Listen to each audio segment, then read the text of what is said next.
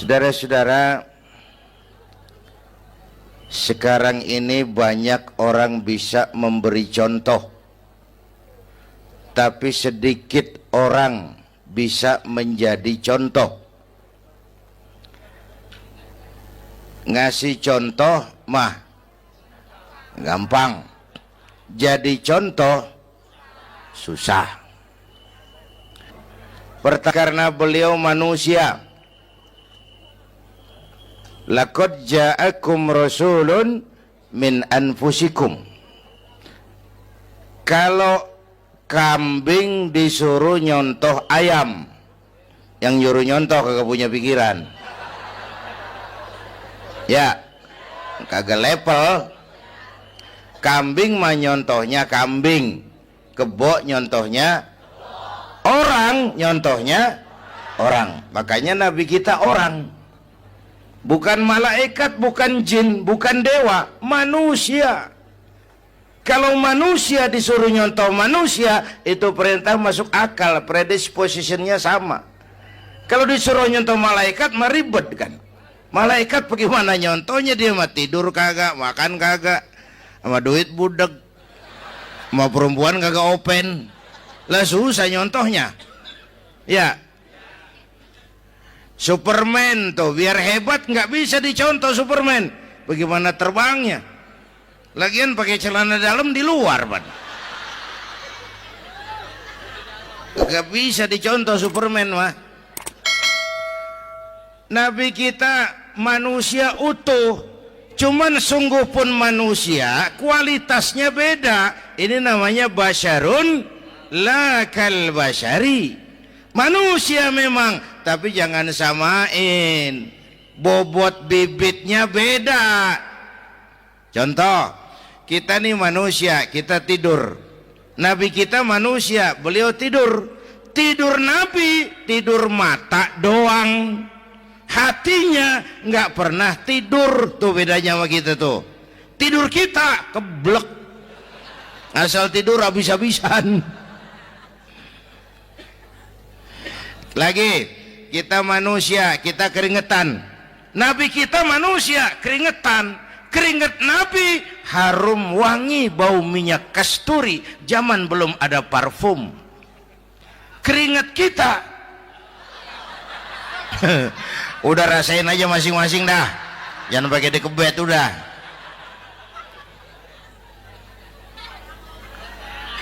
Contoh lagi, kita nih manusia nih, kita beludah nggak? Nabi kita manusia, beliau juga beludah. Ludah Nabi obat, ludah Nabi. Itu kan waktu mau hijrah kan sama Sayyidina Abu Bakar, sampai di Gua Sur, Sayyidina Abu Bakar bilang, saya turun duluan ke gua ya Rasul. Ngapain? Bersihin gua, takut ada binatang berbisa. Silakan. Turun Sayyidina Abu Bakar bersihin gua. Bener tuh, tangannya digigit kalajengking. Sakit, ngebet, bengkak. Kalajengking Arab. Ya emang di Arab kejadiannya. Wuher nyaut aja bener. Ditahan aja. Udah aman ya Rasul, silakan turun. Lama-lama dalam gua berduaan kelihatan juga Sayyidina Abu Bakar mukanya pucat. Nabi tanya, "Ma baluka ya Abu Bakar?" Abu Bakar kenapa? Enggak apa-apa. Berat meninggalkan Mekah? Enggak. Malas hijrah ke Madinah? Enggak. Takut diubur-ubur Quraisy? Orang kata enggak, itu mah enggak. Lah, kenapa muka kamu pucat? Tangan digigit kalajengking. Ngapa enggak ngomong dari tadi? Saya nggak mau nyusahin Tuhan ya Rasul. Biar saya tahan, asal jangan nyusahin Tuhan. Jangan begitu kau. Sini tanganmu, diambil sama baginda Nabi. Bismillahirrahmanirrahim. Cuh, diludahin, ringkes, sembuh saat itu juga.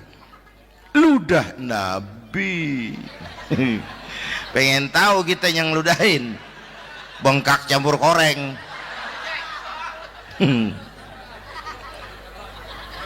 Satu tuh alasannya kenapa Nabi dijadikan contoh, karena manusia. Kalau manusia disuruh nyontoh manusia pasti bisa dong. Ya. Yang kedua, karena tadi kata Bang Haji Oma, pribadinya itu pribadi yang multidimensi. Mau nyontoh apa? Pak, saya ini pengusaha Pak. Nabi umur 9 tahun udah ke Syria tuh, dagang lintas negara, Syam. Saya jenderal Pak. Nabi mimpin tentara di medan perang Mas. Saya mau balik Pak. Nabi dakwah Bung. Saya guru Pak. Nabi ngajar Mas. Innama bu'istu mu'alliman. Aku diutus sebagai guru. Guru umat, guru bangsa. Saya politisi Pak. Nabi diplomat ulung Bung. Saya presiden Pak. Nabi mimpin bangsa dan negara Mas. Saya kepala rumah tangga Pak. Nabi punya anak bini Bang. Ayo lempengan mana dulu cari ngomong. Malah Nabi Isa tuh nggak bisa jadi contoh bagaimana membina rumah tangga bahagia. Bagaimana membina rumah tangga bahagia menurut contoh Nabi Isa? Nggak ada Mas. Kenapa? Nabi Isa belum sempat kawin. Ya, Nabi Isa belum sempat kawin. Ada pengikut Nabi Isa menyangka nggak kawin ajaran Nabi Isa, pada ngikut lagi nggak kawin. Tuh pastor tuh mubazir. Orang dikasih perabotan. Bang bener, saya kalau dalam Islam kiai kagak boleh kawin, saya pilih berhenti jadi kiai. Kalau kagak ada giro-giroan, botak rambut.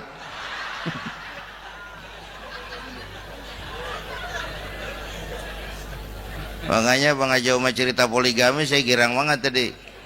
Bukan yang ngomong ahlinya soalnya.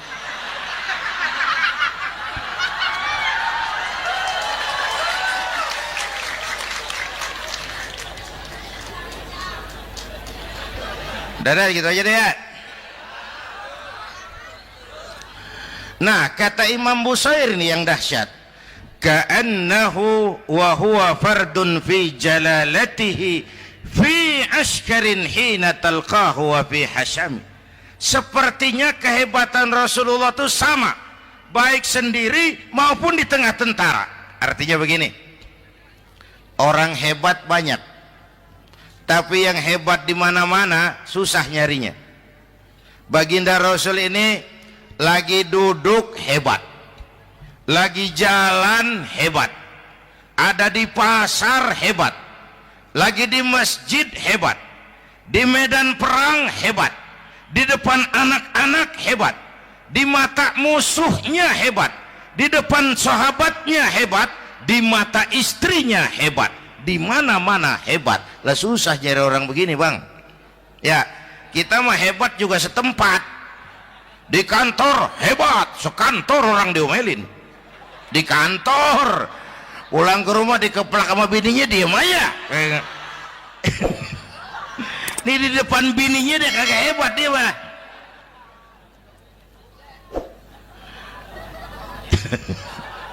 Oke, lalu kalau begitu soalnya apa yang mau kita contoh? Saya sampaikan 3 aja.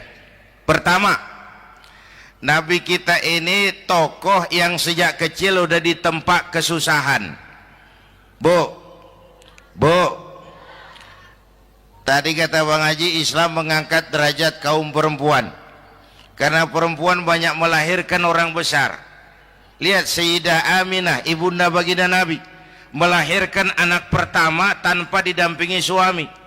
Meninggal suaminya, sedih hatinya, remuk perasaannya, tapi tegar jiwanya. Dilahirkannya bayi bernama Muhammad, diasuhnya penuh kasih sayang, diantarnya menjadi orang besar dan memang dibesarkan oleh Allah. Itu contoh tuh Bu. Bilangin anak-anak tong, bocah, Nabi ngangon kambing tong, sekolah tong, jadi orang gede. Baba lu tibang tamat SD, lu sarjana lu.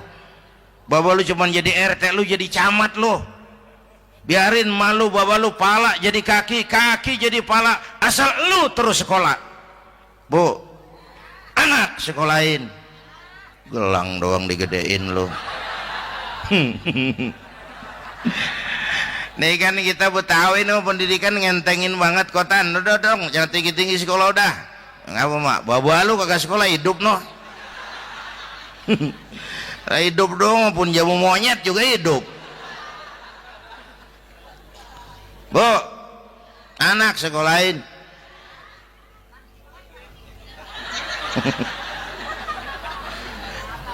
Mahatma Gandhi, kecilnya begeng, ceking, cacingan, yatim. Emaknya tuh, Gandhi sekolah nak, Gandhi belajar nak, Gandhi jadi orang besar nak. Kalau perlu belajar ke Inggris, biar Inggris menjajah kita. Gak apa-apa kau sekolah ke Inggris, tapi jangan jadi Inggris nak. Jangan pacaran sama bule, jangan sentuh minuman keras. Gandhi jadi orang besar. Mahatma Gandhi tumbuh karena dorongan emak.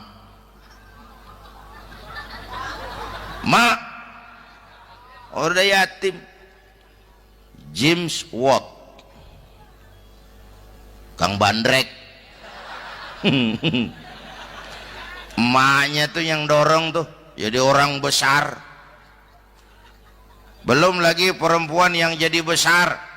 Di Indonesia ada Kartini, di Jawa Tengah ada Dewi Sartika, di Jawa Barat Dewi Sartika, di Bengkulu ada Fatmawati Soekarno, sang penjahit bendera merah putih.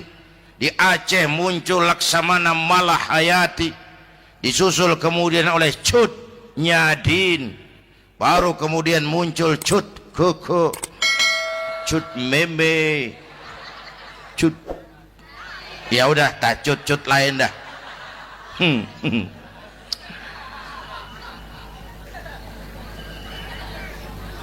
Nabi ke remajanya nggak dikolokin, tegar, tahan bantingan, nggak cengeng.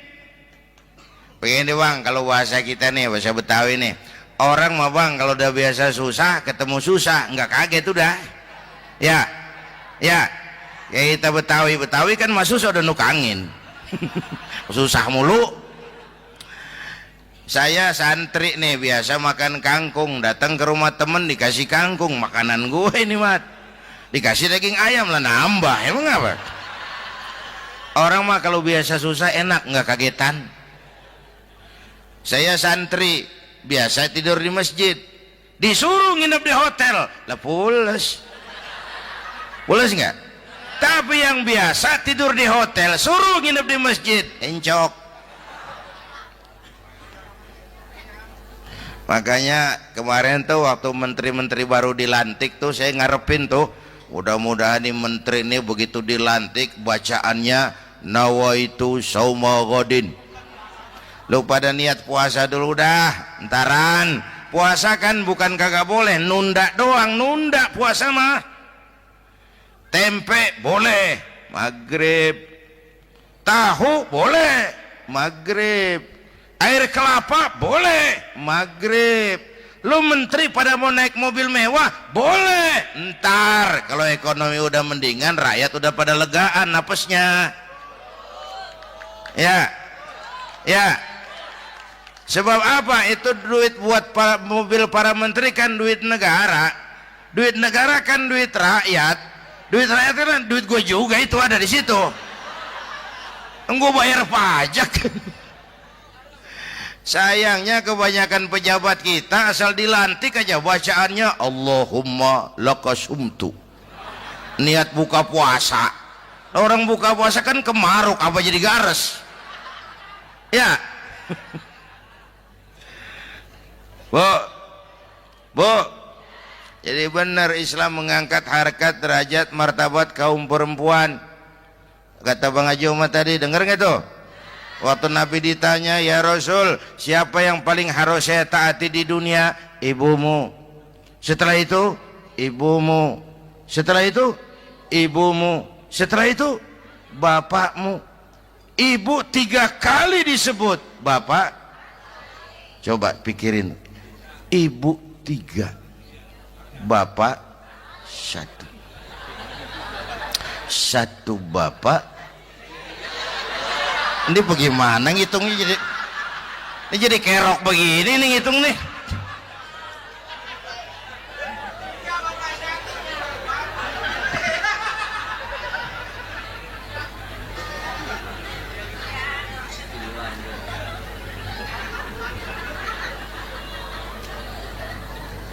Jangan takut ngadepin susah. Hidup nih keras, kerja keras, peres keringat, banting tulang. Ya Bu. Satu. Yang kedua, contoh dari Nabi. Orang yang paling bersih hatinya Rasulullah. Orang yang paling baik akhlaknya Rasulullah. Orang yang bahkan sudah dapat jaminan ampun dari segala dosa Rasulullah.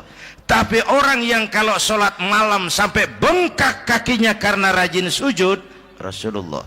Aspek ibadah. Apaan? Hei, diam-diam giliran gue ini ngomong.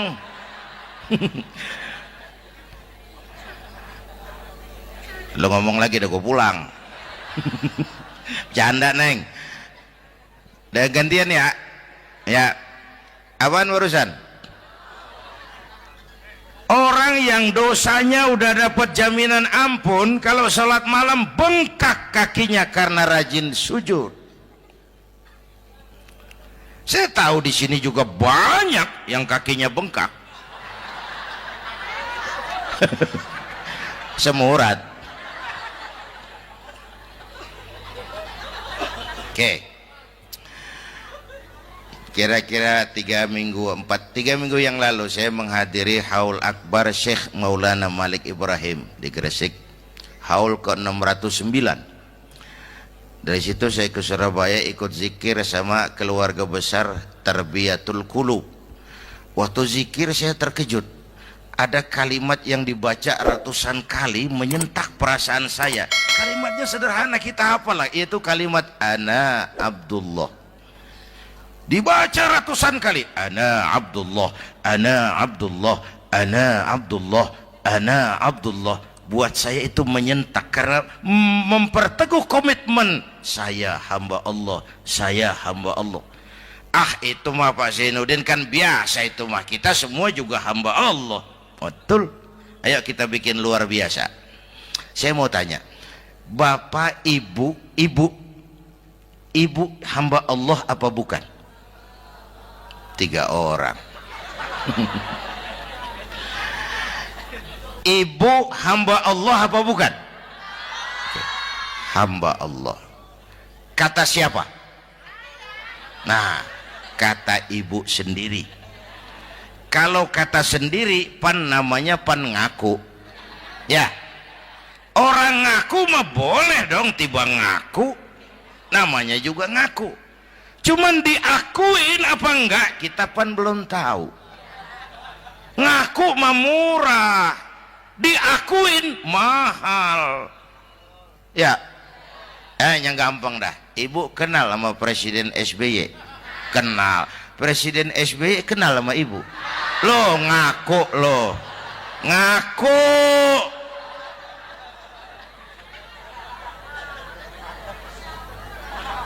Saya hamba Allah, kata saya. Berapa banyak orang mulutnya hamba Allah, perbuatannya menyatakan dia hamba dunia, hamba harta, hamba jabatan, hamba setan, budak nafsu. Nggak sesuai ucapan sama perbuatan. Yuk jadi hamba Allah yang beneran. Jangan separuh-separuh, kita mapan asal sakit mah hamba Allah. Ya Allah, ya Allah, lagi sakit. Sehat ya dikit, keder. Nyari masjid nggak ketemu.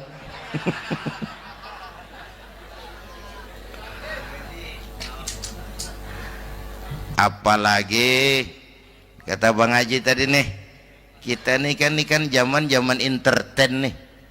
Orang pada pintar bikin bungkusan sekarang Bang. Ya, abad entertain, orang pada bangun pencitraan. Tadi itu kiai sama dukun tipis bedanya. Dukun pada pasang iklan sekarang, ketik reg. Waduh, sampean lahir hari Selasa, nggak cocok di air. Ono di hutan sono. Larang udah dagang es jadi berhenti. Nggak cocok di air.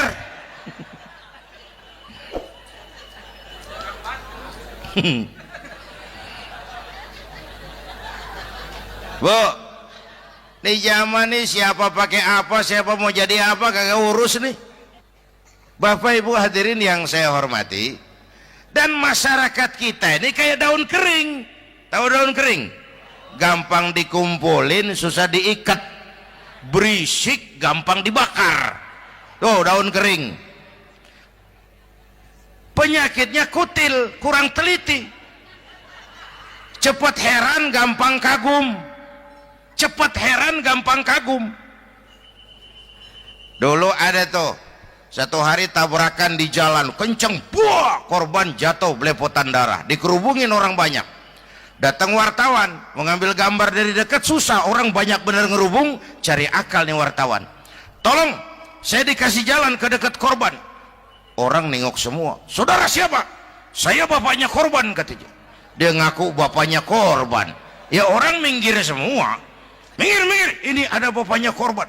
Orang minggir semua, dia maju ke depan korban. Sampai di depan korban, pucat mukanya tuh wartawan. Kenapa? Yang ketabrak anak monyet, Pak. Dia udah kedongan ngaku bapaknya korban.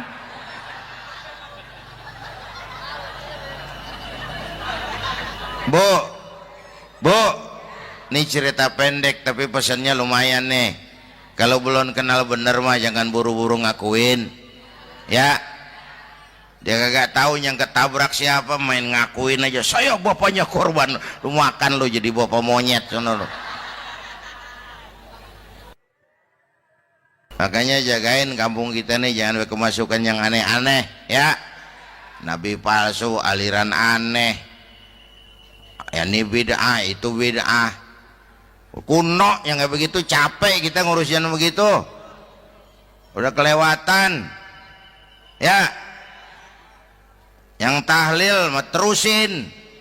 Yang kagak suka nggak apa-apa, cuman jangan ngomelin yang tahlil. Orang tahlil juga pakai dalil.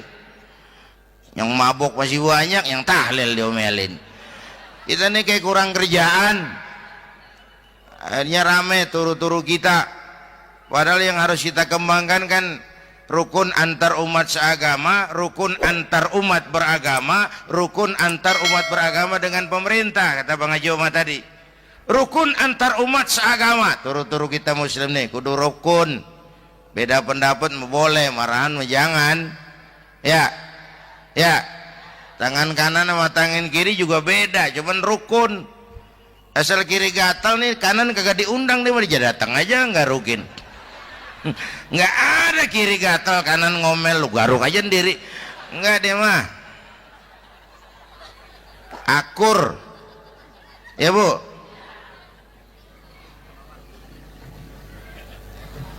Yang kedua, rukun antar umat beragama.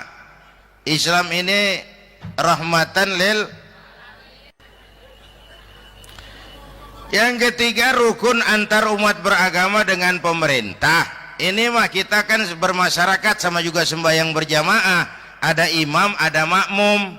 Ya. Nih, rakyat kalau jadi pemilih yang pintar ke depan, mau memilih wali kota kayak gubernur kayak presiden kayak. Sebab apa? Salat berjamaah kan siapa makmum kagak penting, Bang. Makmum mah siapa aja boleh. Ya, tiba ngikutin dia mah. Ngaji dia mah gimana kayak nggak ada bab pemilihan makmum. Nggak usah, makmum mah kagak usah dipilih. Siapa aja boleh, ya. Bang, tuh orang budak, Bang, boleh jadi makmum. Bacanya kagak fasih, boleh jadi makmum. Ketinggalan satu rakaat, boleh jadi makmum. Tapi nggak tiap orang boleh jadi imam. Siapa yang dipilih jadi imam? Pertama, a'lamuhum, kata Nabi. Orang yang paling alim di kampungmu siapa? Angkat jadi imam. Yang paling alim, bukan yang paling tua. Tua juga kalau kejemur kisut. Dulu tuh Nabi Adam waktu diangkat jadi khalifah kan bekalnya apa? Wa 'allama Adam al-asma'a kullaha. Al-asma' ay al-ulumul katsirah. Dulu zaman Fir'aun perang sihir sama Musa, sekarang perang visi dan misi. Punya ilmu, Bu, ngerti urusan dari tetek sampai bengeknya. Kalau ngikutin imam yang alim pan enak, bisa dipertanggungjawabkan. Hati-hati milih pemimpin maksudnya. Bu, jangan terjebak oleh penampilan. Emas pasti kuning. Benar? Apa semua yang kuning pasti emas? Udah paham dulu. Ustadz, kenapa? Di kampung saya ada 2 orang alimnya sama. Yang mana yang jadi imam? Afsahuhum, yang lebih fasih lidahnya. Yang satu alim pelok, yang satu alim kagak pelok. Nah, yang kagak pelok suruh jadi imam. Kenapa? Nggak sah orang fasih bermakmum kepada imam pelok. Ustadz, imam pelok, makmum pelok semua. Sah. Namanya kampung pelok, biarin. Susah diurusin udah itu. Apa sih artinya fasih? Yang enak deh, nyambung. Pegel kalau punya pemimpin kagak nyambung sama rakyat.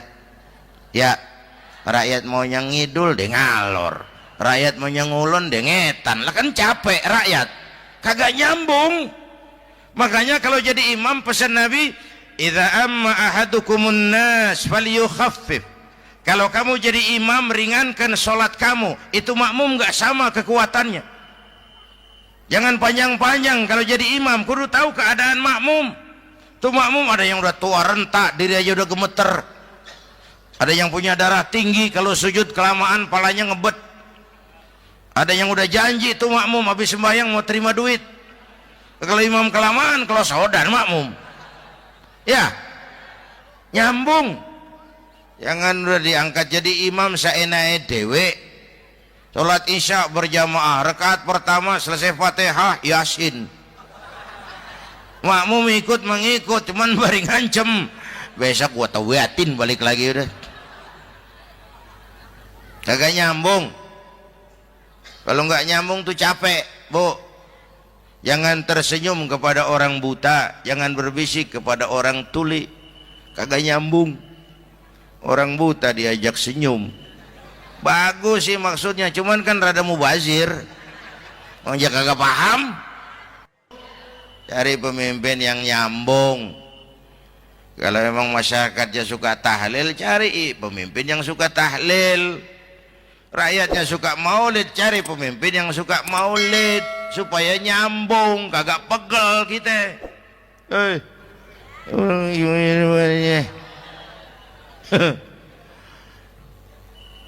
Bapak Ibu hadirin, saya balik urusan kita. Nyontoh Nabi ibadahnya luar biasa. Bu, kita ini perlu Allah. Kita ini perlu Allah. Semua kita perantau di bumi Allah ini. Perantau pasti pulang.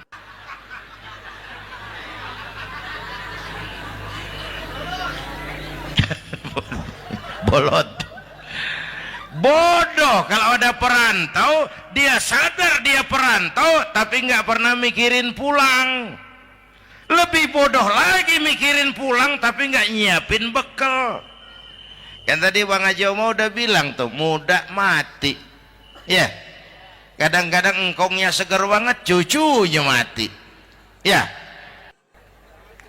perantau mah mesti pulang. Sini mah kita ngendon doang, ngendon taran. Mula-mula pan Bang, kita mah tinggalnya jauh di alam arwah. Dari sana pindah ke alam rahim, alam kandungan emak nih. Pernah tinggal di situ 9 bulan tuh. Ada yang 2 tahun, yang keluar udah kumisan. Kelamaan ngetemnya itu.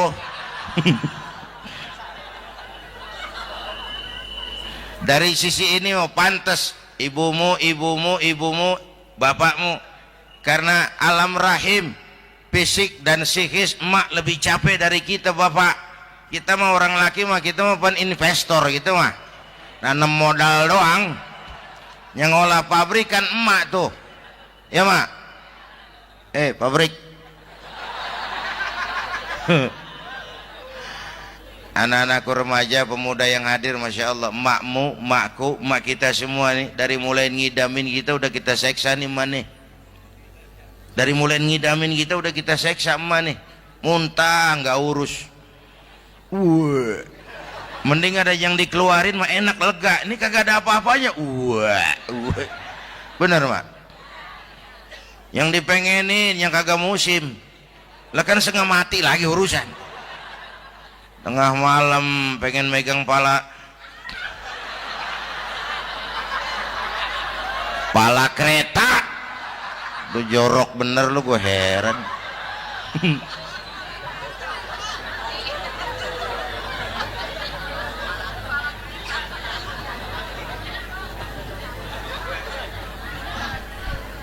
Bapak Ibu hadirin, yang ketiga terakhir, contoh dari baginda Nabi, modal utama perjuangannya adalah akhlak. Memperbaiki akhlak pakai akhlak. Rasulullah ngajak, bukan ngejek. Rasulullah merangkul, bukan mukul. Rasulullah pakai argumen, bukan pakai sentimen. Tujuannya adalah kebenaran, bukan menang-menangan. Prinsip dakwahnya basyiru wala tunaffiru, yassiru wala tu'assiru. Gembirakan orang, jangan ditakut-takutin. Mudahkan urusan orang, jangan dibikin sulit. Di masyarakat memang mendingan rakyat rendah berakhlak tinggi daripada pejabat tinggi berakhlak rendah. Dulu tahun 50-an orang kita kalau pergi haji ke Mekah 6 bulan. 6 bulan tuh. Orang udah pada lupa aja baru pulang. 6 bulan. Orang yang ada cuman kapal laut, Mekah Madinah onta. Banyak rampok lagi di gurun pasir Baduy itu. Dulu orang tua kita belajar manasik, kalian belajar silat. Sekarang karena kemudahan kemajuan ilmu menciptakan Boeing memotong waktu 5 bulan. Orang pergi haji cukup sebulan. Bapak Ibu hadirin yang saya hormati, oleh karena itu menjaga nilai-nilai akhlak itu penting. Kepada siapa kita harus berakhlak? Pertama kita harus berakhlak kepada Allah. Bagaimana caranya? Jangan menyekutukannya dengan sesuatu pun. Yang kedua jangan menyembah kecuali hanya kepadanya. Yang kedua kita harus berakhlak kepada sesama tadi itu.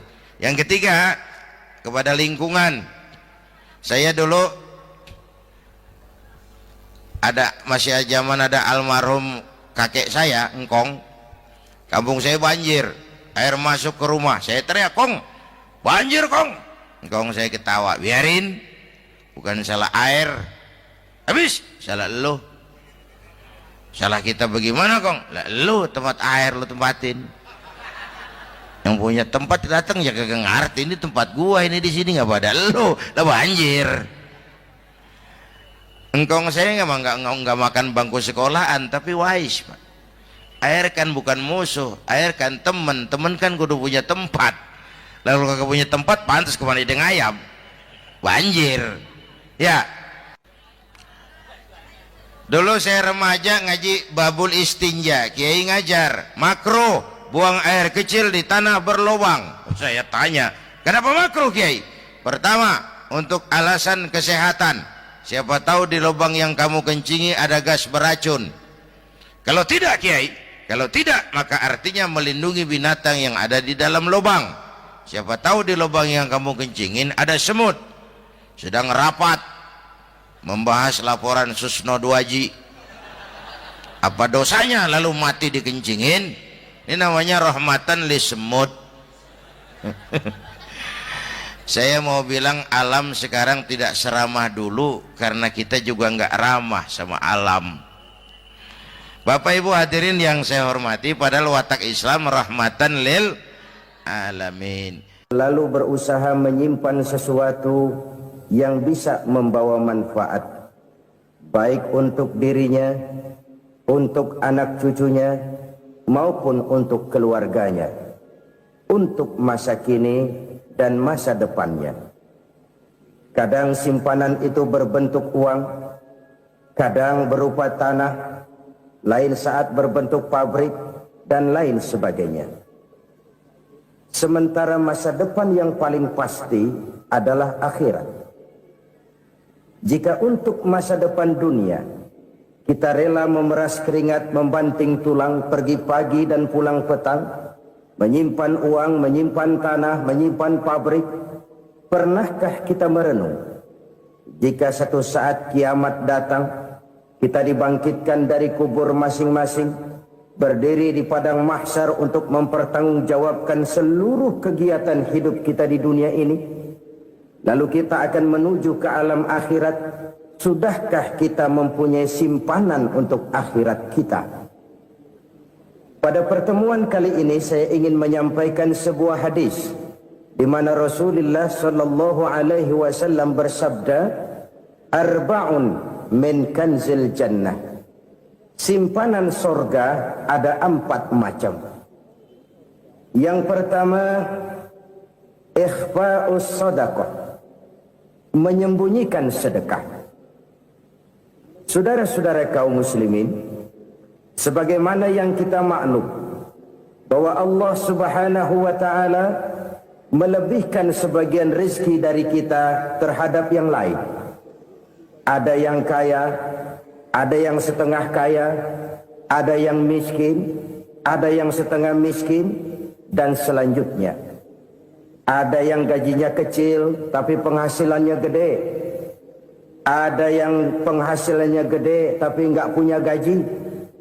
Ada juga yang memang gajinya gede dan penghasilannya gede. Kelebihan rezeki merupakan sunnatullah dan tidak harus membuat kita merasa lebih dari yang lain. Bahkan sebaliknya, kelebihan itu harus membuat kita ringan tangan untuk menolong mereka yang memang memerlukan pertolongan. Kalau saudara diberikan ilmu, maka pertanyaan akhirat cuma satu: ilmumu kau amalkan untuk apa? Kalau saudara diberikan umur yang panjang, pengadilan akhirat juga bertanya satu: umurmu kau habiskan di mana? Tapi kalau saudara diberikan harta, pengadilan akhirat akan bertanya dua: hartamu kau dapat dari mana, kau belanjakan kemana? Dari mananya ditanya dan kemananya juga ditanya. Oleh karena kita akan dimintakan pertanggungan jawab, maka amanah yang bernama harta ini harus kita gunakan dengan sebaik-baiknya. Ada penggunaan yang merupakan kewajiban, itu zakat namanya. Ada penggunaan yang sewaktu-waktu, itu infak namanya. Ada yang lebih sewaktu-waktu lagi, dan itu sedekah namanya. Zakat dia terikat oleh haul dan nisab, oleh putaran batas waktu dan ukuran dari harta itu sendiri. Sedangkan infak terikat oleh situasi dan kondisi perekonomian seseorang.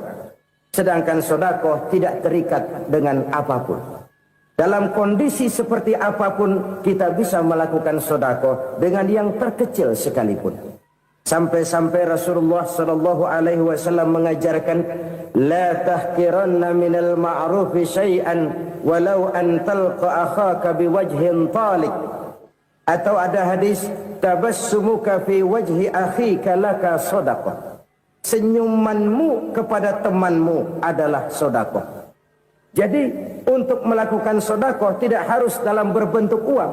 Dengan ilmu kita bisa sedekah. Dengan tenaga kita bisa bersedekah, dengan pikiran kita bisa bersedekah, bahkan senyum kepada teman itu pun sedekah. Jadi kalau sedekah dengan uang memang belum punya uang, nyengir aja banyakin. Itu asal pada tempatnya, jangan lalu ketemu tiang listrik cengengesan. Tentu tidak pada tempatnya dan tidak wajar. Nah, sedekah yang paling dicintai Allah adalah sedekah yang disembunyikan. Artinya jauh dari sifat riya. Kan kadang-kadang ada orang sedekah itu disebutkan namanya. Apa tidak bagus? Kalau memang niatnya ikhlas, ya bagus-bagus saja. Untuk memberikan sugesti kepada yang lain. Di Fulan bin Fulan nyumbang sekian, diumumkan. Boleh kalau niatnya untuk memberikan rangsangan kepada yang lain supaya dia menyumbang lebih besar dari orang tadi. Tapi kalau itu mendatangkan riya, maka sedekah yang paling dicintai Allah adalah sedekah yang disembunyikan. Tangan kiri saja tidak tahu apa yang diberikan oleh tangan kanan. Sedekah yang dilakukan dengan ikhlas akan merupakan perbendaharaan surga, tersembunyi dari pandangan orang lain, tidak seorang pun tahu. Karena memang sikap yang baik adalah melupakan kebaikan dan mengingat kesalahan. Itu salah satu ciri orang bahagia. Orang yang selalu mengingat kesalahannya dan berusaha melupakan segala kebaikannya. Kalau dia akan berada kebaikan, dia tidak bisa ikut, dia merasa rugi karena dia merasa belum pernah berbuat baik. Tapi kalau akan melakukan kesalahan baru, dia ingat kesalahan yang sudah-sudah, sehingga terhalang baginya untuk melakukan satu kesalahan baru. Demikianlah saudara-saudara, bahwa Allah melebihkan rizki sebagian kita dari yang lain, agar terjadi tolong-menolong dalam kehidupan ini. Jadi kesenjangan yang nature, kesenjangan yang alami, itu sunnatullah. Ada yang kaya, ada yang miskin, ada yang kelas menengah. Nah, kenapa lalu sekarang kita berusaha mengentaskan kemiskinan? Oleh karena adanya kesenjangan struktural. Kalau yang kaya bisa semakin kaya, kenapa yang miskin tidak bisa naik jadi ikut sedikit kaya? Sebab pada dasarnya Islam adalah agama yang sejak turunnya sudah berupaya memerangi kemiskinan. Bahkan dikatakan kemiskinan itu mendekatkan kepada kekufuran. Orang kalau miskin udah dekat banget sama kafir. Gampang menjadi kafir. Berapa banyak saudara-saudara kita yang oleh karena soal perut, oleh karena soal materi, terpaksa meninggalkan dan menanggalkan akidahnya. Menjual petunjuk yang diberikan Allah dengan kesenangan dunia yang cuma sebentar ini. Na'udzubillah, thumma na'udzubillah. Jadi makin kita sembunyikan satu sedekah, semakin banyak perbendaharaan kita di surga.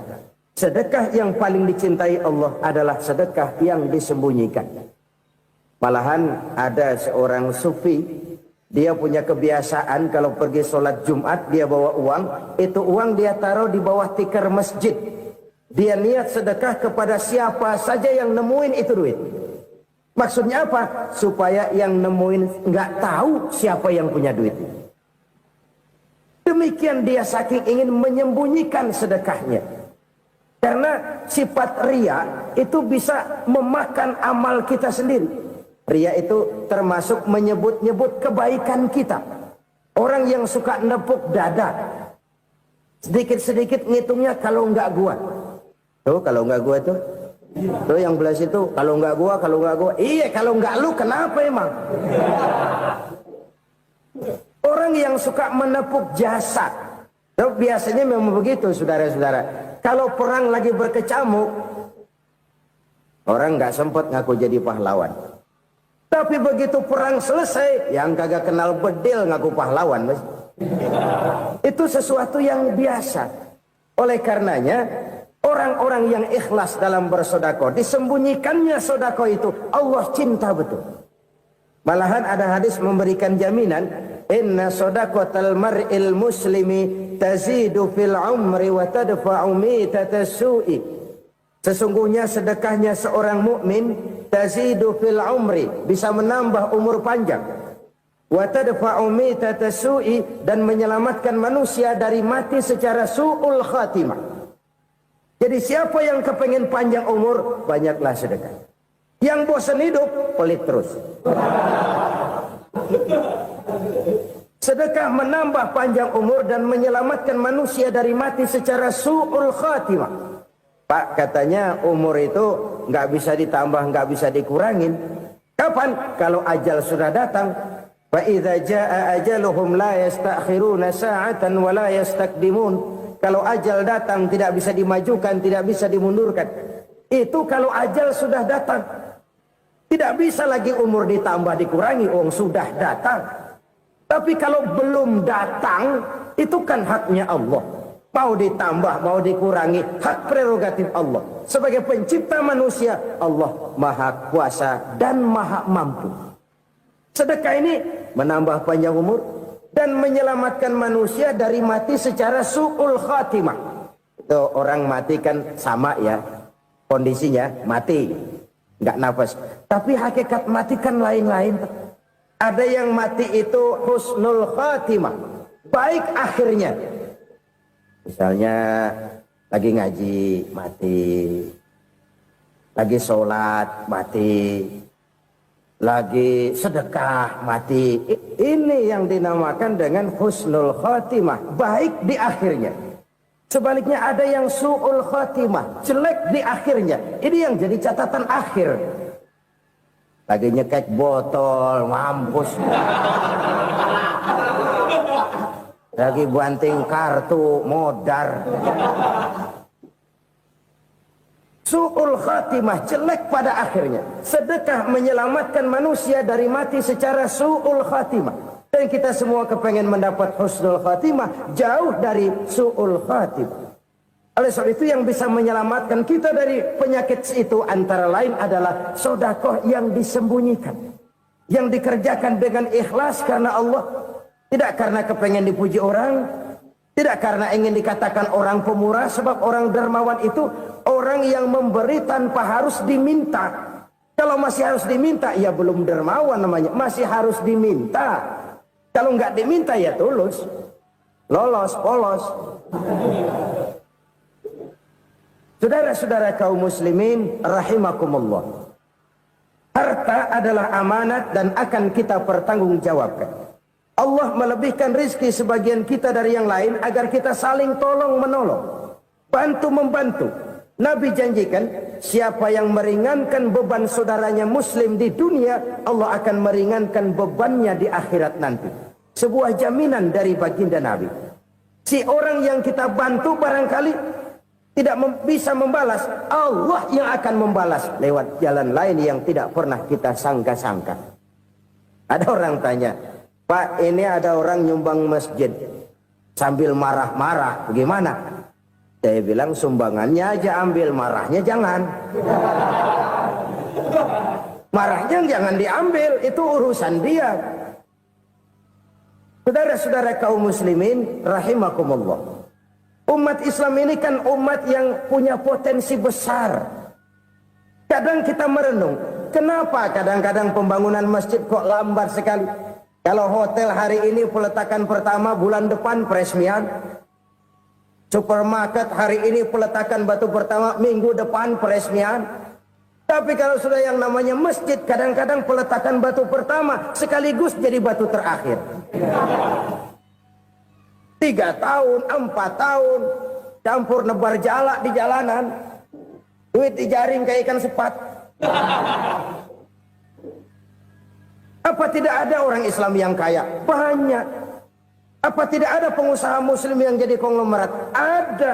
Lalu yang belum banyak itu yang komit terhadap nilai-nilai agamanya. Akhirnya kita jatuh jadi umat yang lemah. Belum ada pengusaha konglomerat muslim buka pabrik supermi cap bedug misalnya umpamanya atau pabrik kecap cap sorban supaya identitas keislamannya sedikit kelihatan. Kita jatuh jadi umat yang lemah karena potensi tidak terinventarisir dengan baik. Kita ini ibarat kompor yang cuma matengin nasi orang lain. Potensi kita dimanfaatkan oleh orang lain. Ukhuwah Islamiyah kita baru terbatas kepada silaturahmi. Ukhuwah di bidang ekonomi kita lemah. Ukhuwah di bidang kebudayaan kita lemah. Apalagi ukhuwah di bidang politik kita lebih rapuh lagi. Padahal ukhuwah itu adalah totalitas kehidupan manusia. Menyangkut ipolek sosbud. Memerlukan nilai-nilai ukhuwah. Jadi oleh karena itu mari kita menyadari. Di dalam harta kita, walaupun kita yang cari, pergi pagi, pulang sore, peras keringat, banting tulang, di sana ada harta anak yatim. Di sana ada hak masjid. Di sana ada hak pesantren. Di sana ada hak jihad. Berbahagialah seseorang apabila dia oleh Allah dijadikan keran. Keran itu menyimpan air, tapi tidak untuk dirinya, tapi disalurkannya kepada mereka yang memang memerlukannya. Saudara-saudara kaum muslimin rahimakumullah, ini yang pertama. Jadi perbendaharaan surga adalah menyembunyikan sedekah. Orang lain nggak tahu, kita pun nggak pernah ngitung-ngitung. Kita anggap lewat begitu saja, padahal itu deposit akhirat. Satu. Yang kedua, perbendaharaan surga itu apa? Wa kitmanul musibah, menyembunyikan kesulitan. Kadang orang takut menghadapi kesulitan, tapi makin kita merenung, hidup ini kan sebenarnya urusan. Takut sama urusan, ya jangan hidup. Tandanya orang hidup itu kalau punya urusan. Urusan melupakan problem, problem sering menimbulkan kesulitan. Kesulitan bukan untuk ditakuti, tapi untuk diatasi dan dicarikan jalan keluarnya. Siapa sih orangnya yang nggak pernah sulit-sulit? Makin tinggi status sosialnya, makin gede urusannya. Makin tinggi kualitas imannya, makin berat tingkat kesulitannya. Cuma memang yang namanya enak itu seperti pelangi. Biang lala itu nggak pernah di atas kepala kita, di atas kepala orang melulu. Lu sih enak lu, kata kita. Dia juga bilang, yang enak kan lu. Pelangi itu nggak pernah di atas kepala kita. Kata tukang beca, aduh enak ya naik Mercy. Kata tukang beca, apa yang di dalam mobil Mercy? Aduh enak bener tukang beca, di jok ngeringkuk ngorok pules bener. Saya kamar pakai AC, sejuk, tempat tidur sutra, empuk, alga, spring bed, gula kulik, nggak bisa pules kalau belum minum Valium, belum tidur. Enak bener tukang beca, di jok ngorok nggak tahu wetan kulon. Si tukang beca bilang yang di Mercy enak, yang di Mercy bilang tukang beca enak. Inilah enak, nggak pernah di atas kepala kita, di atas kepala orang lain melulu enak itu. Nah, saudara-saudara, yang merupakan perbendaharaan surga itu orang yang bisa menyembunyikan kesulitan, baik pribadi ataupun rumah tangga. Nih terutama rumah tangga yang jadi soalnya. Kadang-kadang kita ini kalau senang, sebaliknya kalau senang kita diam, kalem aja, cuek. Banyak banget duit kita bawaan, diam aja udah. Malah ketemu orang takut. Tapi begitu susah, sekampung tahu. Padahal Nabi mengajarkan perbendaharaan surga itu menyembunyikan musibah, menyembunyikan kesulitan. Kalau enak, cerita sama orang-orang. Kalau nggak enak, rasain sendiri, tekan sendiri, atasin sendiri. Kita kan sebaliknya. Senang kita diam, asal lagi susah, paling tidak kita nyari teman buat cerita kesusahan. Siapa orangnya yang nggak pernah susah? Cuma soalnya bagaimana kita mengatasi kesusahan itu sendiri. Begitu juga misalnya kalau orang sudah berumah tangga, itu orang tuanya harus menjadi tempat dia cerita yang enak-enak saja. Yang nggak enak rasain berdua, selesaikan berdua, atasin berdua. Jangan dibalik. Asal senang diam, giliran susah saja. Maknya laporan. Terbalik. Bisa menjaga security informasi. Maka nama bayam keluar diam, malah seluitan. Enak amat lo makan daging ayam. Security informasi. Saudara-saudara kaum muslimin rahimakumullah. Ujian yang terberat itu yang pernah diberikan kepada para nabi, para rasul, para aulia, para ulama. Makin tinggi keimanan, makin berat bentuk kesulitan. Ayo saya kemukakan satu contoh saja. Ada seorang nabi yang kaya, nabi kaya, namanya Nabi Ayub. Iblis kalau orang begini kan keki. Ibadahnya rajin, kaya. Nih yang kayak begini susah digodain. Kalau ibadahnya rajin, miskin, kali bisa disogok. Sini imannya mantap, ibadahnya rajin, kaya, nabi lagi. Oh, tapi namanya iblis nggak kurang akal. Laporan, Tuhan, kenapa iblis? Ya ini bahasa saya, bahasa Qurannya sih nggak gitu. Itu hambamu yang namanya Ayub, dia rajin ibadah cuma karena dikasih kaya aja. Coba kasih miskin dia, berhenti dia sembahyang. Ah, kamu bisa aja. Saya tahu Ayub itu hambaku yang ikhlas. Saya buktiin Tuhan, silahkan. Dibuktiin lah, iblis turun ke alamin. Yang mula-mula dia lakukan, dia rusak sawah ladang Nabi Ayub. Dia binasakan binatang ternak Nabi Ayub.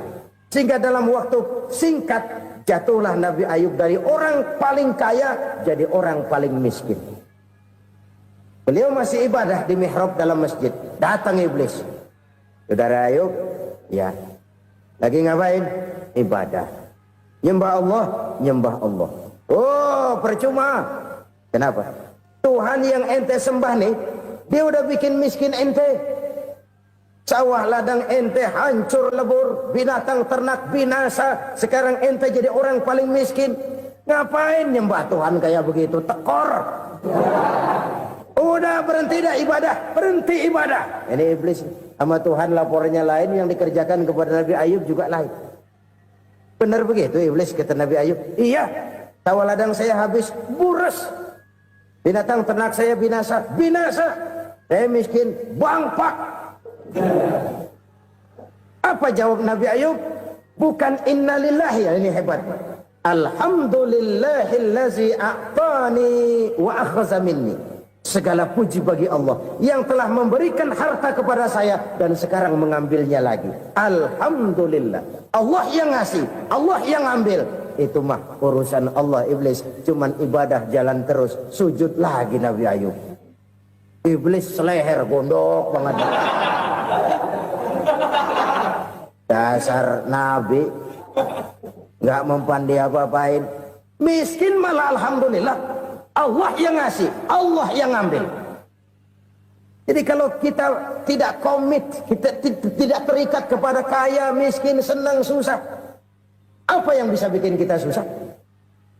Jadikan kekayaan, kemiskinan, jadikan senang, susah sebagai anak buah yang bisa kita atur. Jangan kekayaan ngatur kita, jangan kemiskinan ngatur kita. Kita yang harus mengatur mereka. Senang, susah, kaya, miskin, bahagia, sengsara, jadikan itu anak buah yang bisa kita atur.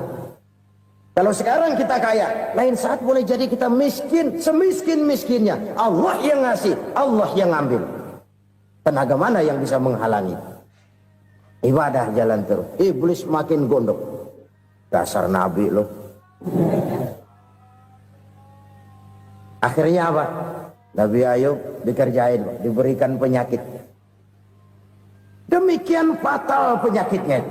Bayangin, udah miskin sakit. Masya Allah. Miskin sakit. Sakitnya nggak lama, kira-kira 16 tahun. Istrinya 3, 2 mental minta ceraiin. Ngerawatin laki bengek begini. Senang belum tentu, susah udah pasti nih. Cerai aja, cerai dah. Cerai. Tinggal satu Siti Rahmah yang setia menemani beliau. Sesetia-setianya hati perempuan. Satu saat Siti Rahmah bilang, "Bang, iya, abang kan Nabi, Bang. Lalu, namanya Nabi kan doanya jarang meleset, Bang. Maksud kamu minta kenapa sih sama Tuhan biar abang sembuh, baik dah, Bang?" Siti Rahmah, iya. Saya sakit berapa tahun sih dah? 16 tahun, Bang. Sebelum ini saya sehat berapa tahun? Ya kira-kira 60 tahun, Bang. Nah, coba ente banding-bandingin, Rahmah. Saya dikasih sehat 60 tahun, dikasih sakit 16 tahun. Sudah nggak sabar mau doa kepada Allah minta sembuh. Saya malu kepada Allah. Diuji dengan yang luar biasa seperti ini, tidak mengganggu stabilitas kehambaannya. Dia tetap menghamba kepada Allah Subhanahu wa ta'ala. Saudara-saudara kaum muslimin rahimakumullah. Kunci menghadapi kesulitan itu apa? Allah jelaskan dalam satu ayat, wa basyiris sabirin alladzina iza asabathum musibah qalu inna lillahi wa inna ilaihi raji'un. Gembirakan orang-orang yang sabar. Siapa mereka itu? Yang apabila mendapat musibah mereka kembali kepada keyakinan dasar. Segalanya dari Allah dan segalanya akan kembali kepada Allah. Ini konsepsi dasar dari sikap muslim dalam menghadapi berbagai kesulitan. Segalanya dari Allah, segalanya akan kembali kepada Allah. Kalau ini sudah kondisi dasarnya, maka kita akan lapang menghadapi kenyataan bagaimanapun pahitnya. Apakah itu namanya miskin? Apakah itu namanya sakit? bahkan maut sekalipun, segalanya dari Allah, segalanya akan kembali kepada Allah. Ini sikap hidup, bukan sekedar ucapan. Kita kadang-kadang menjadikannya sebagai ucapan. Mulutnya sehingga berhenti, innalillahi wa inna ilaihi rajiun, tapi nangisnya terus gerung-gerungan. Bukan itu, ini kesadaran moral. Kalau segalanya dari Allah, segalanya kembali kepada Allah, kan sebenarnya cuma nunggu giliran.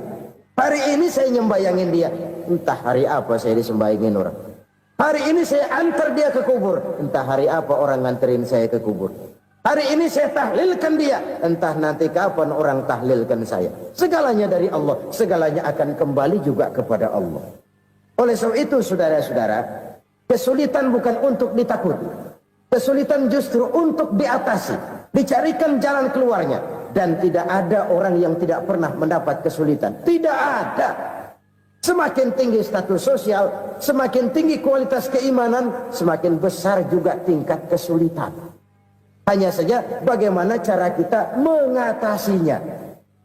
Dan Al-Quran menyatakan, inna ma'al usri yusra.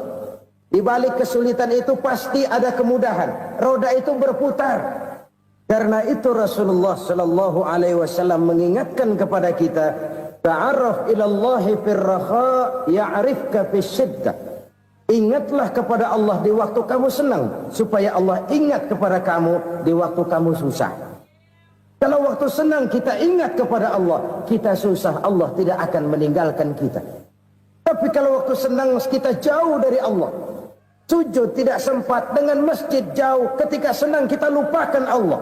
Nanti begitu kita susah, Allah lupakan kita. Dan itu menyakitkan.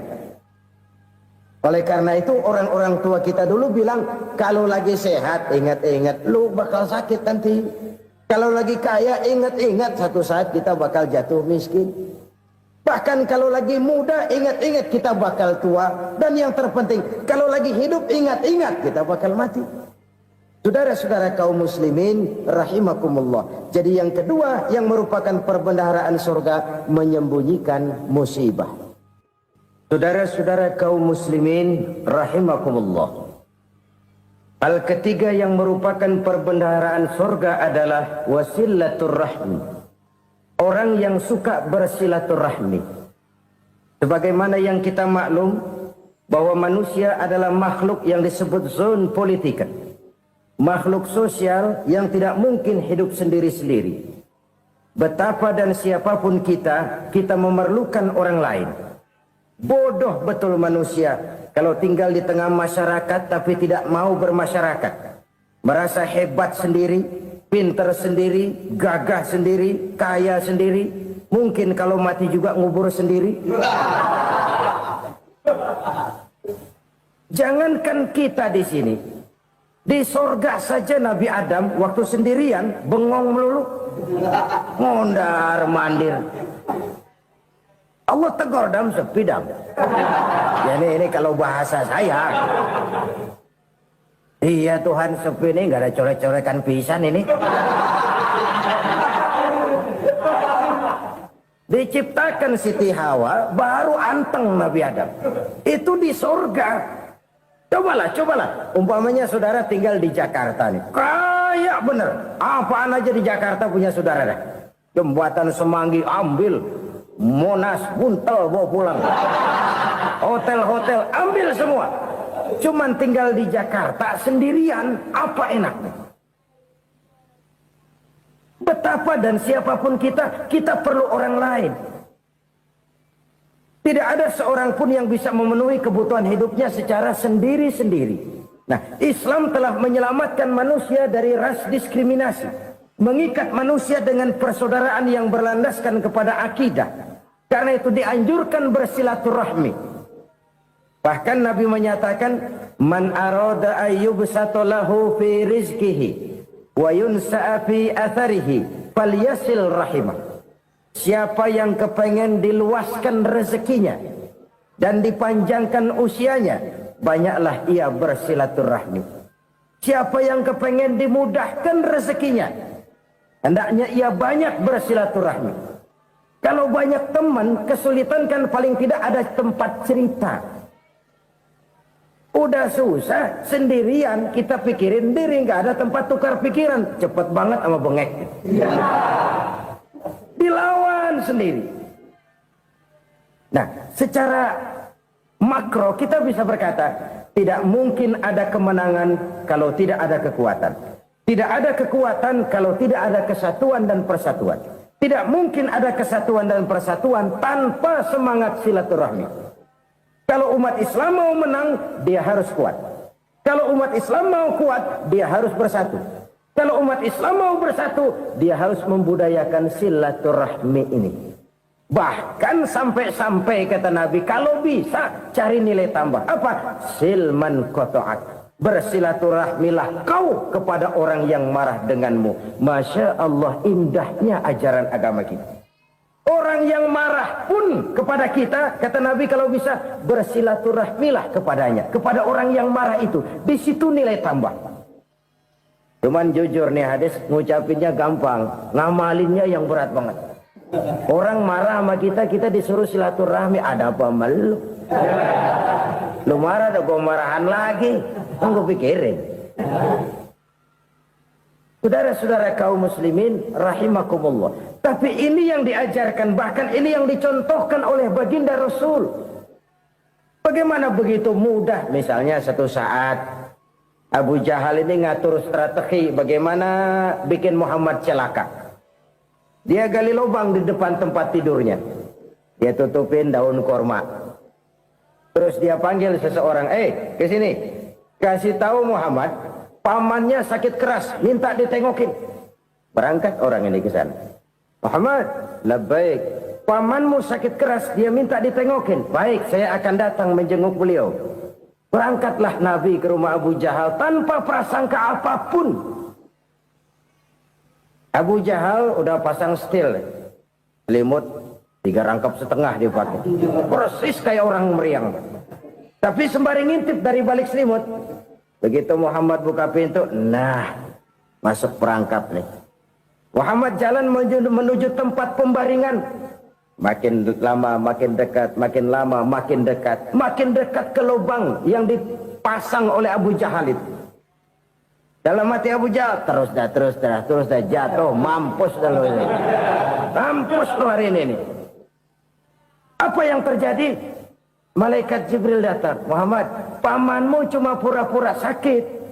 Di depan tempat tidurnya ada lubang perangkap supaya kamu jatuh ke situ. Sudah, kamu pulang. Balik kanan Nabi. Sudah hampir jatuh ke lubang, balik kanan, pulang. Bayangin kecewanya Abu Jahal. Muhammad dikit lagi, Muhammad dikit lagi. Enggak paman, saya pulang aja. Emosi bangun dari tempat tidur, enggak sadar kalau lagi pura-pura sakit. Lompat ngejar Nabi, dia lupa dengan lubang yang dia gali. Pusrak, nyemplung sendiri ke dalam lubang.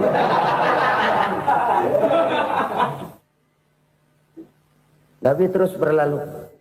Ini terjadi keanehan. Jatuh ke lubang yang dia gali itu sebenarnya nggak terlalu dalam ya, antara 3-4 meteran lah. Tolong saya jatuh ke lubang ini.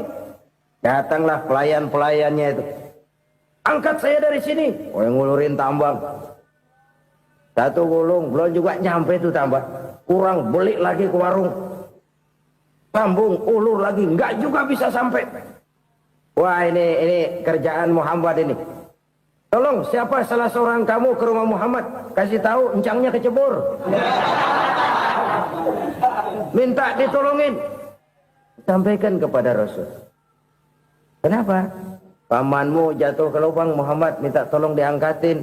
Tambang udah nyambung-nyambung nggak nyampe juga. Ya, nanti saya datang, saya tolong. Coba. Nyata-nyata orang berniat jahat mau mencelakakan dia. Datang dia menolong. Ini yang disebut air tuba dibalas air susu ya ini. Bukan sebaliknya. Air tuba dibalas air susu. Paman, kecebur ya? Iya Muhammad, tolong ini. Pegang tangan saya. Nabi ulurkan tangannya. Nyampe. Dipegang oleh Abu Jahal. Diangkat ke atas. Sampai atas, apa kata Abu Jahal? Sihirmu memang hebat Muhammad. Udah ditolongin dikata sihir. Yang enak kita kemplang kan itu orang begitu. Urusan apa? Tapi inilah akhlak.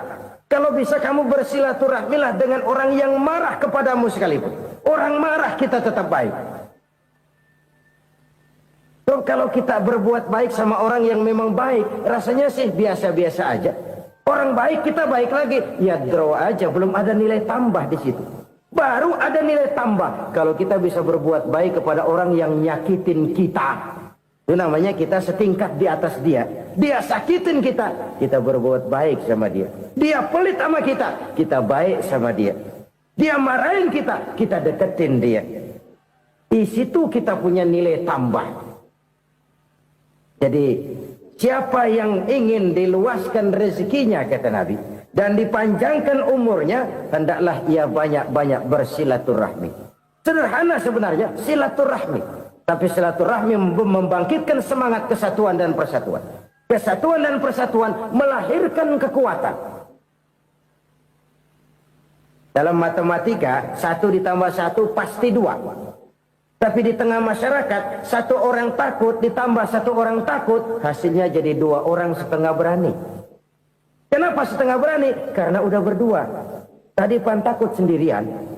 Kalau dia kumpul turu-turu takut lah jadi berani.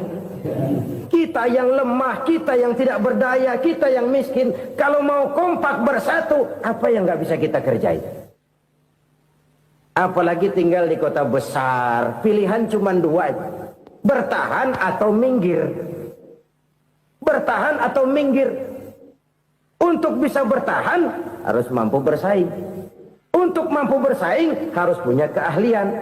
Keahlian harus ditunjang dengan pendidikan, ditambah oleh kekompakan sebagai umat. Udah miskin mencar mulu, orang injak kita. Orang nggak pandang urusan apa yang malu. Oleh karena itu, silaturahmi pada hakikatnya merupakan roh dari ukhuwah yang diajarkan oleh agama kita. Bagaimana Islam menyelamatkan masyarakat manusia dari ras diskriminasi, mengikat manusia, dan tidak ada persaudaraan yang lebih indah selain persaudaraan yang diikat dengan nilai-nilai akidah. Sepanjang orang di jalan Allah, itulah saudara kita. Keluar dia dari jalan Allah, selesailah persaudaraan sampai di situ. Karena itu, kalau ingin menyimpan sesuatu di surga, banyaklah bersilaturahmi. Datang ke rumah ini, datang ke rumah itu, dan lain sebagainya. Itu simpanan kita di akhirat nanti. Ini yang ketiga. Saudara-saudara, yang keempat, perbendaharaan surga itu apa? Wa qawlu la hawla wa la quwwata illa billah. Ucapan la hawla wa la quwwata illa billah. Ibadah kan ada yang berat, modalnya besar. Bangun masjid berat, modalnya besar. Bangun rumah sakit berat, modalnya besar. Ada ibadah yang berat, tapi modalnya ringan. Misalnya puasa. Puasa itu berat, mengendalikan nafsu. Kalau sekedar nggak makan nggak minum sih enteng, mengendalikan nafsu. Itu jihad terbesar, tapi kan modalnya ringan, cuma niat saja. Ini ibadah berat, modalnya ringan. Ada ibadah yang ringan, modalnya juga enteng. Seperti termasuk ucapan la haula wa la quwwata illa billah. Tanpa sadar, la haula wa la quwwata illa billah. Nyelengin tuh di surga. Nyelengin, kita nggak terasa, nyelengin simpanan akhirat. La haula wa la quwwata illa billah. Nyimpan lagi.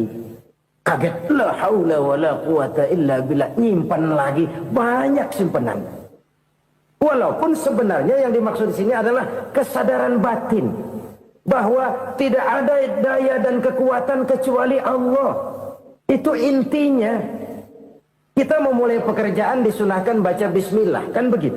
Apa itu? Kesadaran moral. Bahwa ini saya bisa kerjakan. Saya kerjakan ini dengan menyebut nama Allah. Kenapa? Kalau Allah tidak memberikan daya dan kekuatan, mana mampu saya kerjakan ini.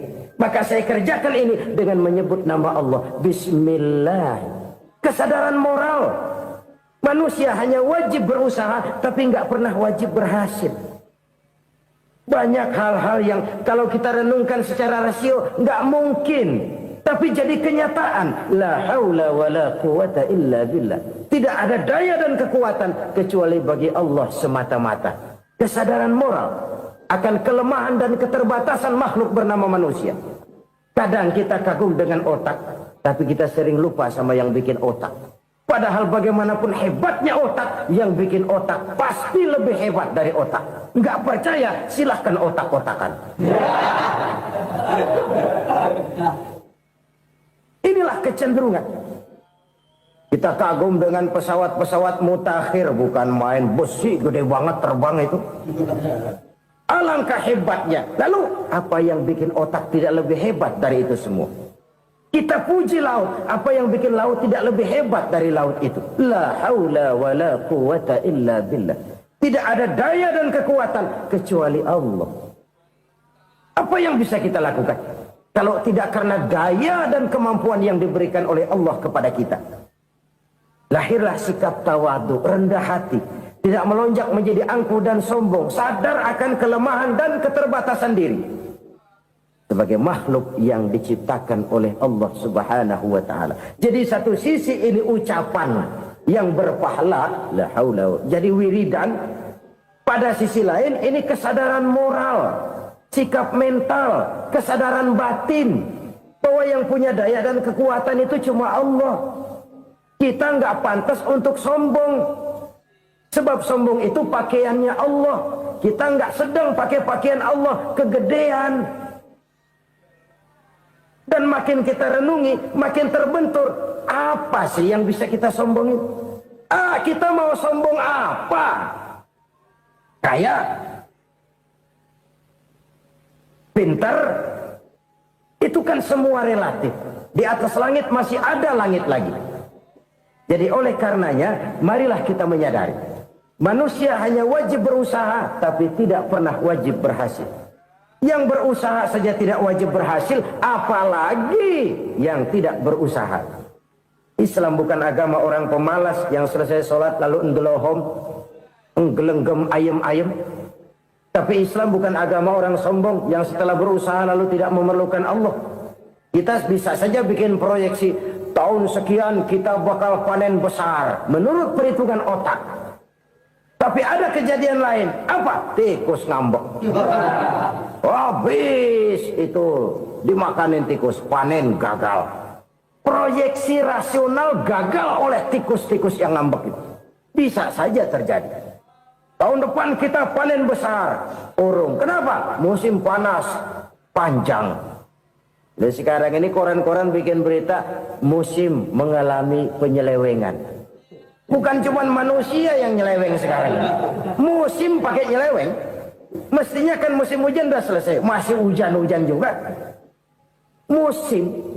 Nah sekarang kita boleh bikin proyeksi, kita bakal panen besar. Tahu-tahu musim panas panjang, sawah retak, air kering. Cari teknokrat yang paling botak, suruh pendekin tuh musim panas.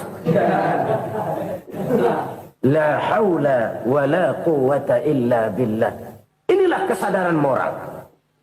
Saudara, saya teringat satu saat ada seorang konglomerat. Umurnya ya kira-kira 70-an. Satu saat dia ditanya oleh wartawan, "Pak, umur Bapak berapa sih?" "Ya paling 10 tahun." 10 tahun? 10 tahun?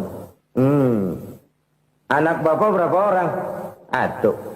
Satu saja? Satu. Harta Bapak berapa? Ya paling-paling bangsa 7 juta kali. 7 juta? Iya. Pak, kenapa Bapak bohongi saya? Bapak punya buku biografi. Koran-koran, majalah-majalah banyak memuat cerita riwayat hidup Bapak. Saya tahu umur Bapak 70. Kenapa bilang cuma 7 tahun? Saya tahu anak Bapak 8. Kenapa cuma bilang 1? Saya tahu harta Bapak miliaran, mungkin triliunan. Pabrik di mana-mana, bank di mana-mana.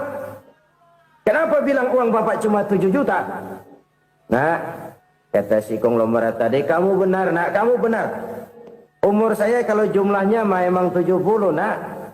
Cuman ingat-ingat saya, baru 7 tahun terakhir ini saya sujud. Baru 7 tahun terakhir ini saya berusaha dekat dengan Allah. Saya laksanakan perintahnya. Saya jauhi larangannya. 7 tahun inilah rasanya yang ada nilainya di hadapan Allah. Yang 63 tahun matong, kelabu, kelam umur gue. Habis untuk maksiat, untuk munkarat. Maka ketika ditanya tadi, umur saya 7 tahun itu. Oh begitu Pak. Oh iya. Lalu anak Pak. Anak bapak kan 8. Kenapa bilang cuma 1? Nah, kalau jumlah hitungannya memang anak saya 8. Tapi dari 8 orang ini rasanya cuma 1 nih. Yang bakal jadi buah hati, belahan jantung. Pelanjut cerita, penerus sejarah. Bakal jadi anak soleh yang akan mendoakan saya. Cuma 1 rasanya anak saya ini yang bakal jadi buah hati saya. Besar-besaran saya. Yang akan mendoakan di kubur saya. Yang akan mendoakan di akhirat saya. Yang 7 orang mana? Masya Allah, yang atu tenggeng, yang atu nyekek botol mulu, yang atu nggak karu-karuan. Makanya saya bilang 1 anak saya yang akan bisa mendoakan saya. Oh begitu Pak. Iya. Nah harta Pak, harta Bapak kan triliunan. Pabrik Bapak di mana-mana. Uang Bapak hampir di tiap bank-bank besar. Kenapa bilang cuma 7 juta? Betul kau nak. Harta saya kalau jumlahnya memang miliaran, triliunan mungkin. Tapi yang saya ingat baru 7 juta tuh yang saya belanjakan di jalan Allah.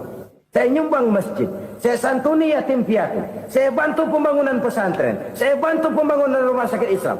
Itu yang akan saya bawa pulang ke akhirat, yang 7 juta itu. Yang triliunan itu nanti akan diperebutkan oleh anak-anak saya sebagai waris saya. Jadi harta saya 7 juta itu yang bakal nemenin saya di akhirat. Yang akan saya bawa pulang jadi teman saya. Saudara-saudara kaum muslimin, jangan-jangan orang tua itu adalah kita-kita ini. Jangan-jangan kita-kita ini adalah orang tua itu. Jangan-jangan itu potret dari diri kita masing-masing. Dari sekian umur yang diberikan Allah, berapa tahun yang ada nilainya di hadapan Allah? Dari sekian anak-anak yang merupakan amanah, berapa yang akan mendoakan kita sebagai orang tuanya menjadi anak soleh? Dari sekian banyak harta yang diberikan Allah, berapa yang akan kita bawa pulang menghadapnya nanti, yang kita belanjakan di jalan Allah? Ini sebuah potret kehidupan. Karena itu kita kembali kepada la haula wa la quwwata illa billah. Kita wajib berusaha, kita wajib berikhtiar. Selebihnya, segala daya dan kekuatan hanya milik Allah saja semata-mata. Satu kesadaran batin dari setiap pribadi muslim.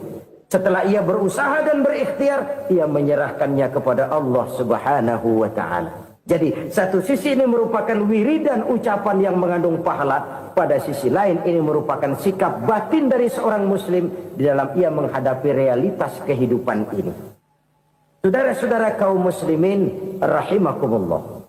Kalau ini kita jadikan satu basis kehidupan, maka ini akan menyelamatkan manusia dari kemungkinan tergelincir menjadi orang yang lupa diri dan lupa darat. Sebab itu Imamul Ghazali berpesan, jadidis safinah fa innal bahra amiq wa khuziz zad fa inna safara ba'id wa khaffifil hamla fa innal hamla sadid. Perbarui selalu kapalmu karena lautan sangat dalam. Bawa bekal yang banyak karena perjalanan ini sangat jauh. Ringankan beban karena kebanyakan beban akan menyakitkan. Alangkah indah kalimat ini, alangkah dalam makna yang terkandung di sana. Perbarui selalu kapalmu karena lautan sangat dalam. Apa artinya ini? Jaga mentalmu baik-baik. Pelihara imanmu baik-baik karena hidup penuh cobaan seperti lautan. Kita kalau berlayar di lautan kan kadang-kadang tenang, angin bertiup sepoi-sepoi basah. Jika malam datang, bintang gemintang bertabur menghias cakrawala. Rembulan memantulkan sinarnya dengan indah. Dalam keadaan begitu berlayar enak. Tapi lain saat ombak menggunung, halilintar menyambar, angin topan bertiup.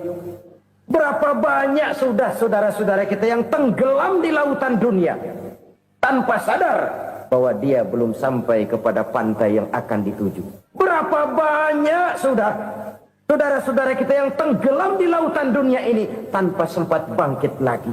Dia menyangka sudah sampai kepada tujuannya. Hati-hati kapal jangan sampai bocor karena lautan sangat dalam. Iman ini jaga baik-baik karena hidup penuh dengan ujian.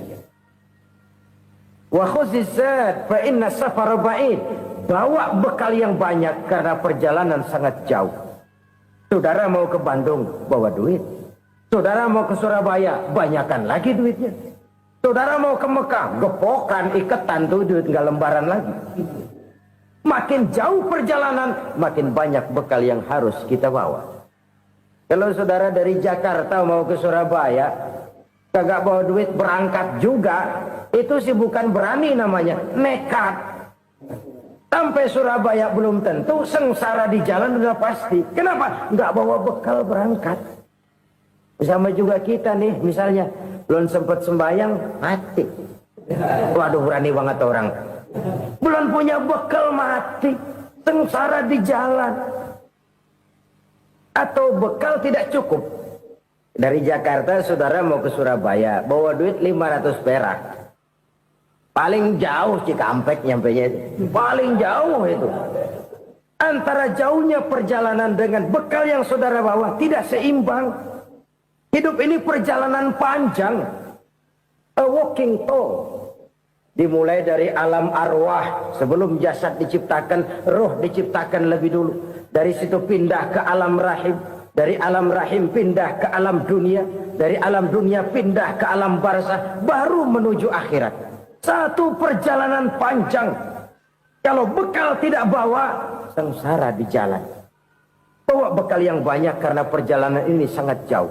Wa khaffifil hamla, ringankan beban karena beban itu cuma akan menyulitkan. Kalau bekal itu sih keperluan, tapi beban nggak kita perluin, cuma ngeberat-beratin. Apa ini beban? Dosa, kecurangan, kebatilan, kezoliman, ketidakadilan, kesewenang-wenangan. Itu akan jadi beban kita di akhirat. Alangkah celakanya, perjalanan panjang, bekal tidak bawa, beban kelewat banyak, alamat sengsara di jalan. Pahala tidak ada, dosa berlipat ganda. Na'udzubillah, summa na'udzubillah. Kalau kita rangkum nasihat Al-Ghazali dengan kisah si konglomerat tadi, kita akan mengambil kesimpulan. Pertama, bekal terbaik dalam menghadapi gejolak kehidupan ini tidak lain adalah iman. Yang kedua, pahala dan dosa. Dua hal kontroversial. Pahala adalah bekal, dosa adalah beban. Tapi kita sekarang kan tidak begitu terangsang kepada yang abstrak. Orang berlomba mencari yang konkret-konkret saja. Yang real. Kalau memang dosa, benjol dong. Kira-kira begitu. Kira-kira begitu. Persis orang Yahudi dulu. Orang Yahudi itu kan pernah minta kepada Nabi Musa. Ya Musa, lan nu'mina laka hatta narallaha jahrah. Musa, kami nggak bakal mau beriman kepada Allah kalau belum kami lihat Allah ada nongkrong di depan kami. Kalau memang Tuhan ada, taruh dong di depan kami. Mau yang konkret-konkret saja. Kalau memang dosa, benjol dong. Kalau memang pahala, berasa dong. Orang terangsang kepada yang real, yang konkret-konkret saja. Karena itu, untuk mengejar dosa, orang mau bayar. Tapi untuk mengejar pahala, walaupun tidak bayar, orang segan. Ini yang dikatakan oleh Nabi, kamu mengharapkan ke surga, tapi kamu berat melaksanakan sesuatu yang bisa membawa kamu ke surga. Kamu ingin jauh dari neraka, tapi tiap saat kamu lakukan perbuatan-perbuatan yang justru menjerumuskan kamu ke neraka. Idda'aitum an-najata minan nar wa ramaitum fiha anfusakum. Kamu ingin selamat dari neraka, tapi kamu lemparkan diri kamu ke neraka. Kamu ingin masuk surga, tapi berat sekali kamu melakukan perbuatan-perbuatan yang bisa menyampaikan kamu di surga. Saudara-saudara kaum muslimin, rahimakumullah. Jadi hal keempat yang merupakan perbendaharaan surga adalah la haula wa la quwata illa billah. Satu sisi ini merupakan ucapan yang memperberat timbangan akhirat. Pada sisi lain ini merupakan sikap hidup seorang muslim, kesadaran batin yang sangat dalam bahwa tidak ada daya dan kekuatan kecuali Allah. Dan itu kita simbolkan pada saat memulai pekerjaan dengan Bismillah, dengan menyebut nama Allah. Satu kesadaran moral, saya hanya bisa melakukan ini karena diberikan daya dan kekuatan oleh Allah. Lahirlah sikap tawadu, rendah hati, tidak melonjak menjadi angkuh dan sombong. Saudara-saudara, sampai sini dulu jumpa kita kali ini. Semoga 4 perbendaharaan surga ini dapat kita lakukan, yang kelak akan merupakan bekal kita di kemudian hari nanti. Amin ya rabbal alamin.